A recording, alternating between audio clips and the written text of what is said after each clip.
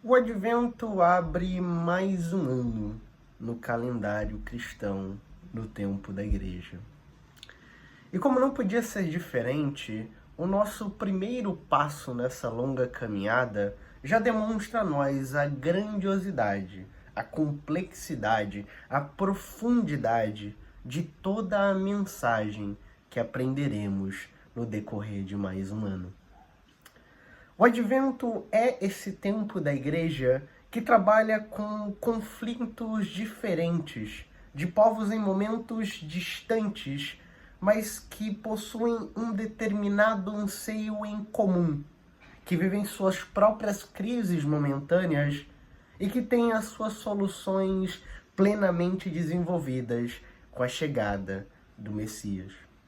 Estamos falando daqueles que esperavam a vinda do Messias de Israel.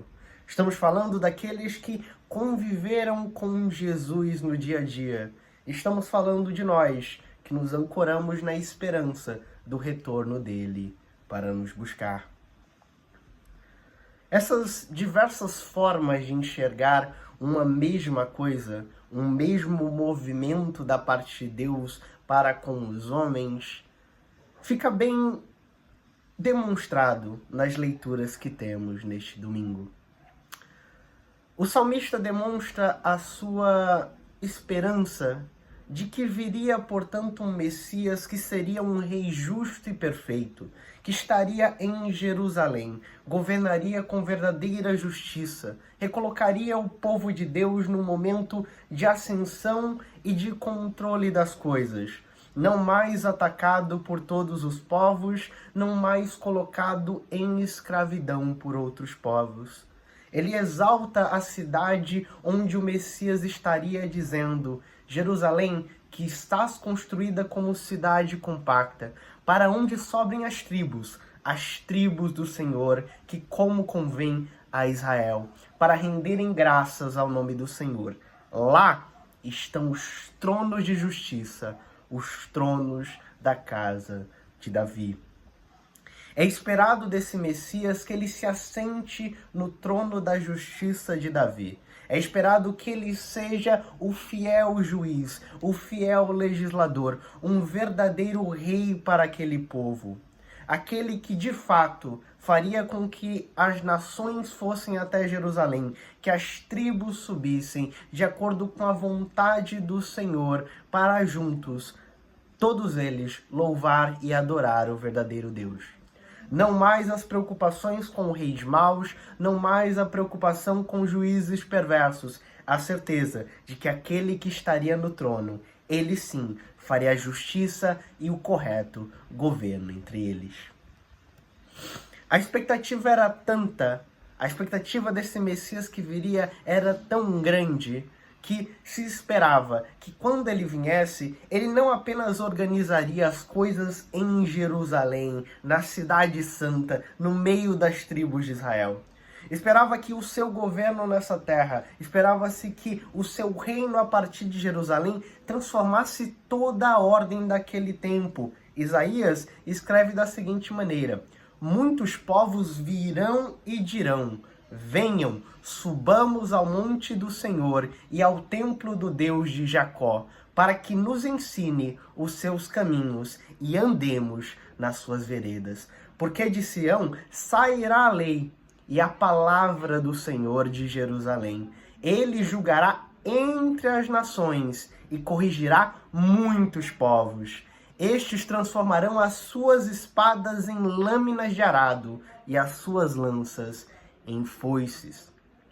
A expectativa é que seria um governo tão justo, um Messias tão perfeito que viria, um reinado sobre Jerusalém tão íntegro, que os povos correriam para lá, para aprender a lei do Senhor, para corrigir os seus caminhos, para se colocar à disposição desse rei perfeito, e se cessariam todas as contendas, todas as guerras, todas as brigas, e os esforços dessas pessoas seriam em produzir, em construir, em gerar frutos dessa grande cidade, desse grande novo povo.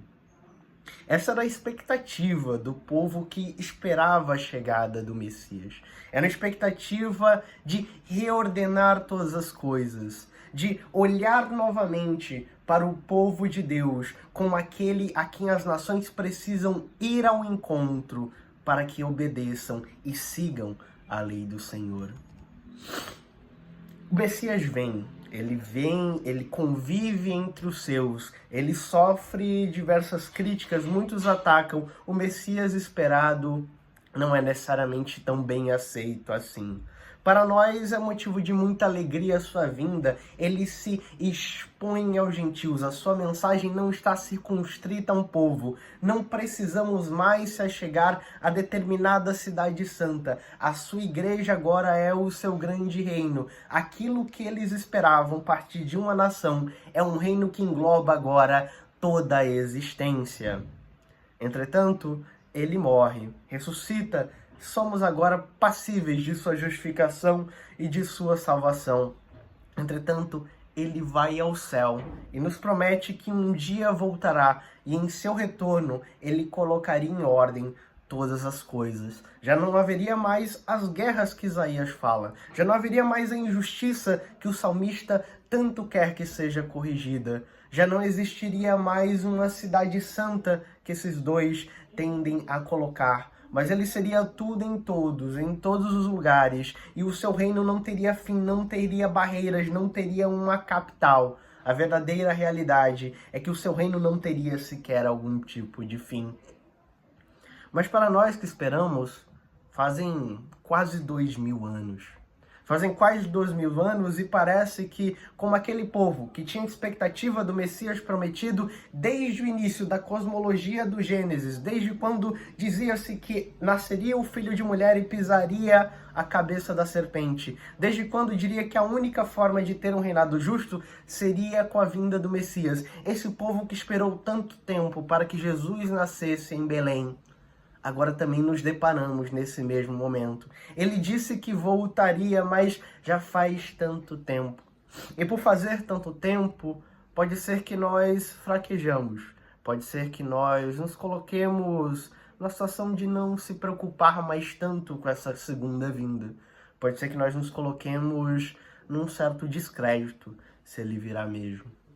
E é acerca dessas coisas, que não é uma particularidade nossa, mas que já existia logo após Jesus Cristo ter retornado aos céus. E passado alguns anos ele não voltou, a comunidade em Roma já se preocupava com o fato de que talvez eles tivessem sido enganados. Mas Paulo os exorta dizendo: a noite está terminando e o dia vem chegando. Por isso, paremos de fazer o que pertence à escuridão e peguemos as armas espirituais para lutar na luz. A demonstração que Paulo coloca aqui sobre a segunda vinda de Jesus é como uma noite que vai terminando e aos poucos nós vemos o dia surgindo no horizonte. A noite parece muito longa para aqueles que estão acordados, mas uma certeza sobre a noite é que em algum momento o primeiro raio de sol aparecerá no horizonte e então a noite estará terminada. Paulo utiliza esse exemplo. Assim como a noite dura suas tantas horas, o tempo à volta de Cristo pode parecer uma coisa muito demorada, muito lenta. Mas que nós devemos estar atentos, porque quando o primeiro raio de luz raiar, o dia chegou. E é nessa expectativa, é nessa certeza, é nessa preocupação que Paulo exorta: paremos de fazer o que pertence à escuridão, mas usemos as armas de batalhar na luz. Para nós, o que está dado é viver uma vida justa diante dele.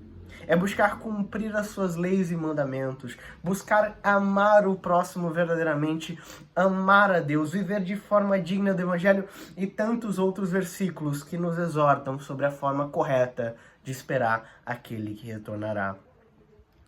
Na verdade, o próprio Jesus Cristo, ele nos ensinou isso antes da sua ida. Quando fazendo o seu sermão escatológico, após entrar em Jerusalém, ser confrontado pelos escribas, pelos fariseus e pelos sacerdotes que ali estavam, ele segue falando tudo o que acontecerá e existem diversas interpretações sobre o fim dos tempos, a queda do templo de Jerusalém, etc. Mas uma coisa ele deixa clara acerca da sua segunda vinda. é importantíssimo que nós fiquemos vigiando. É importantíssimo que nós ficamos certos de que ele voltará, mas não há como saber o dia, então é necessário que vivamos de forma digna até lá. Ele diz: fiquem vigiando, pois vocês não sabem o dia em que vai chegar o Senhor. Lembre-se disto, se o dono da casa soubesse quando ia chegar o ladrão, ficaria vigiando e não deixaria que a casa fosse arrombada. Por isso vocês também fiquem vigiando, pois o Filho do Homem chegará na hora em que vocês não estiverem esperando. Se Paulo utiliza a ideia de uma noite que em algum momento terá o primeiro brilho de sol, Jesus Cristo utiliza um símbolo que é um tanto quanto estranho para ele. Afinal de contas, o Messias esperado era a plena justiça, a plena perfeição. Nós estamos esperando aquele que colocará novamente ordem nas coisas, cessará as guerras, as violências, que será plenamente justo. Mas ele se coloca aqui numa figura de um ladrão. A volta dele será como um ladrão que chega sem dar notícias. Um ladrão que você não sabe a hora que ele irá lhe atacar. E, portanto, sabendo que existe um ladrão por aí, é o nosso dever, como um dono de uma casa consciente, ficar de vigia, ficar atento, se preocupar, porque ele não sabe o momento que esse ladrão é de chegar. É importante que nós vivamos de forma digna do Evangelho, tal qual todos aqueles heróis da fé que esperavam a chegada desse justo rei e que tentavam viver a sua fé e viver dignamente diante do Senhor, e que muitos deles podem não ter visto com seus próprios olhos a vinda desse Messias, mas que foram por ele justificados. Também nós temos vós, bisavós e etc., que não viram o grande dia chegar, mas que tentaram viver de forma digna do Evangelho, tentaram viver de forma justa diante do Senhor. E pois bem, a certeza é que quando ele vier, tanto eles como nós receberemos todas as bênçãos e a beleza e a perfeição que era estar junto dele. Inicia-se o tempo de advento, inicia-se esse momento de uma grande expectativa do Messias que já veio, das expectativas daquele Messias que parecem não ter sido cumpridas da forma como o povo esperava, mas que para nós foi cumprida de forma muito melhor do que poderíamos imaginar. E agora a expectativa do Messias que virá, mas que ordena que durante o tempo onde ele ainda não veio, vivamos de forma digna, de forma como ele nos ordenou em seu reino, que já está aqui agora, ainda que imperfeito, ainda que não completo, ainda que faltando coisas, mas é nosso dever viver dessa forma. Tenhamos todos um excelente tempo de advento e que possamos repensar na vida que estamos tomando enquanto nosso Senhor não volta. Espertos, diligentes, atentos, sabendo que assim como a noite acaba e o dia começa a nascer, assim como um ladrão que está por aí, nós não sabemos quando ele irá atacar. Devemos estar atentos, vigilantes, porque o nosso Senhor pode estar às portas.